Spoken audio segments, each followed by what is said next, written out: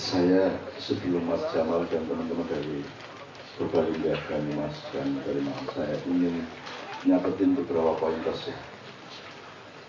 Sebelumnya ada bahan kecil tentang Helmi di Orati Tilang ya.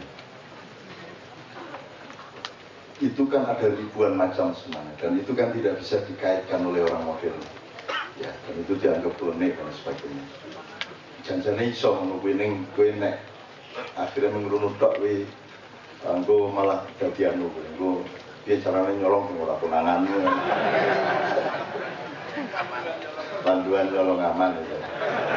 Jadi ini juga jangan dibesar-besarkan. Jadi beberapa hari yang lalu Mbak Novia itu sama Rampa itu naik motor malam-malam ke suatu tempat, tapi ibunya bilang, tapi aku nggak punya SIM ini Rampa. Tapi ya gimana lagi, kita kalau naik mobil repot, naik motor aja gitu karena tidak terlalu jauh. Terus Mbak bilang, Bu, tapi nanti kalau ada polisi gimana kalau nggak punya SIM dan sebagainya.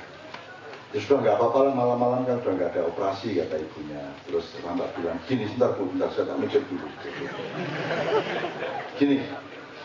gini aja, nanti kalau kita dicegat polisi nanti saya yang menghadapi gitu. Terus dia cerita sama ibunya, dia simulasi.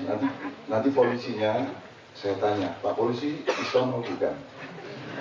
Oh iya Islam. Pak polisi ngerti bid'ah enggak? Nampak nih. Oh iya ngerti aku bid'ah. Bid'ah. Nah Pak, sampai percaya kalau bid'ah itu masalah loh itu. Masalah loh itu.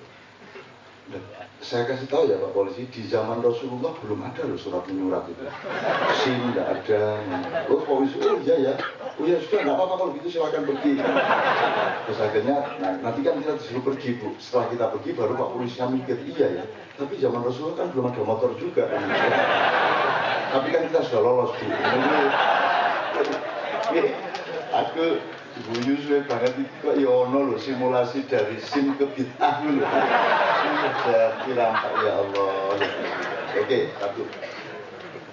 Saya untuk supaya teman-teman mantap ya. Jadi saya ingin memberi dua hal.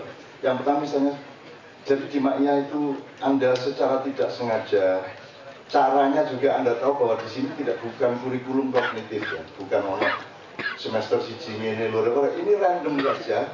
Tapi kemudian lancep ke Anda karena Anda merasa logis, merasakan betul, dan kemudian dia online, kemudian dia loading di dalam pikiran dan hati Anda, kemudian dia berlaku pada peristiwa-peristiwa yang Anda alami.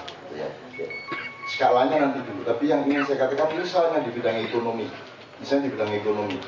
kalau Kiai Kanjeng menerapkan ada 4 level manajemen. Gitu. Saya pribadi, kalau orang bertanya, Cak sebenarnya sampean itu apa? Kiai, apa ustadz, apa seniman, apa penyair, apa pemikir? Saya bilang semua itu enggak.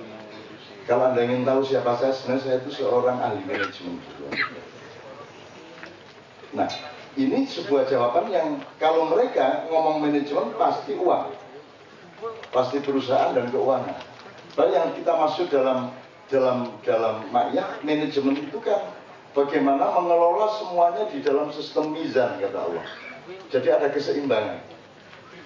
Makan pun ada hubungannya sama kebersihan hati Anda, kejujuran pikiran Anda, kapan makan, dan seterusnya. Semua terkait satu sama lain. Dan itu yang sekarang dipecah-pecah oleh dunia modern. Sekarang misalnya saya tanya sama Anda itu gelo sama, Anda itu anti korupsi ya? Anda semua adalah aktivis anti korupsi, Anda semua penggiat anti korupsi, dan Anda manggil betul sama Freeport kan gitu kan? Ya. Sekarang pertanyaannya di Ma'iyah begini, Anda itu anti korupsi itu emang duitnya dicolong, opo urusan akhlak? Bila jawabanmu saiki. Tapi secara nasional mereka itu, kalau Anda baca wawancara mengenai korupsi, semua kan mencuri uang negara sejumlah segini-gini. Kan temanya adalah emang kok duitnya dicolong. Kan begitu. Nah itu nanti ada urusan ilmunya di Ma'iyah. Ada urusan ilmunya. Kalau itu dasarmu anti korupsi, Andaikan pun tidak ada korupsi, Anda tidak akan mendapatkan keselamatan seperti yang Anda bayangkan. Karena Anda tetap berpikirnya sudra. Nah, ini sudra itu maksud saya bukan level budaya masyarakat. Sudra itu artinya orang yang seluruh hidupnya itu fokusnya adalah materi.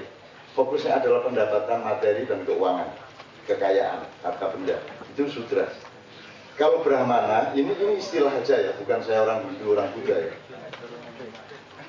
Kalau Brahmana adalah, Anda boleh jadi orang kaya, Anda boleh jadi pengusaha, Anda boleh dagang, boleh apapun saja. Tapi fokus Anda sebenarnya adalah ridho.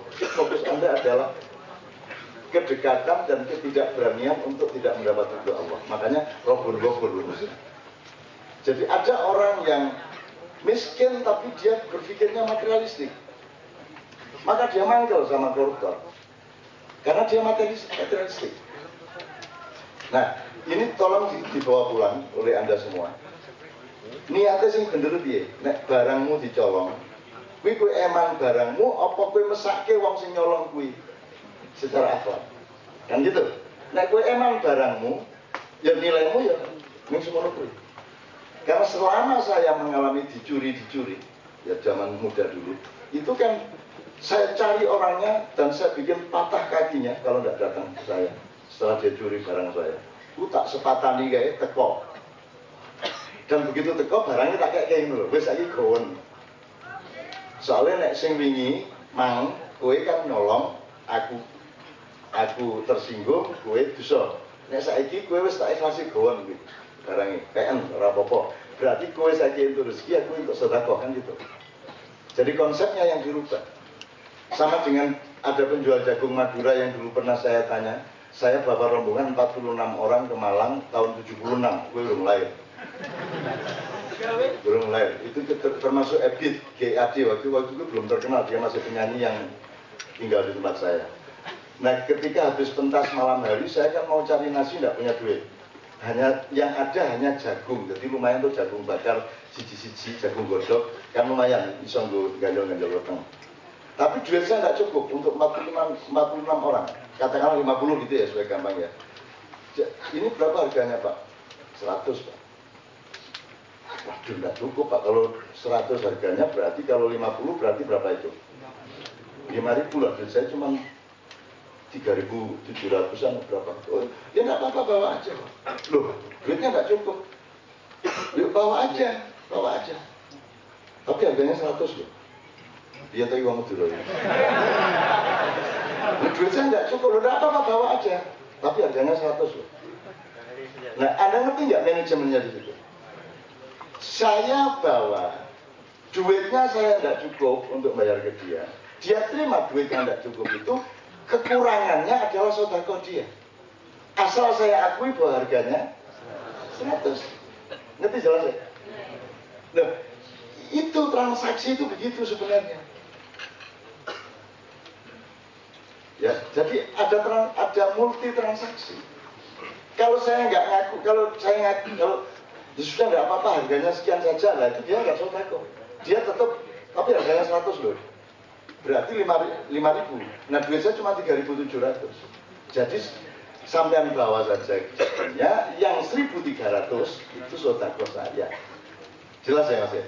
Anda bisa melakukan itu kapan saja. Misalnya kue tuku kok larang banget. Neng kepok tuku gelem ora gelem. Kue ngomong, Bu, niki jenengan butuh 5.000 toh, misalnya hargane kudune 3.000 kok 5.000 hargane. Menurut kowe iki 3.000. Ning wis ora apa, iki Bu tak kei 5.000. Ning tolong iki regane 3.000 ya.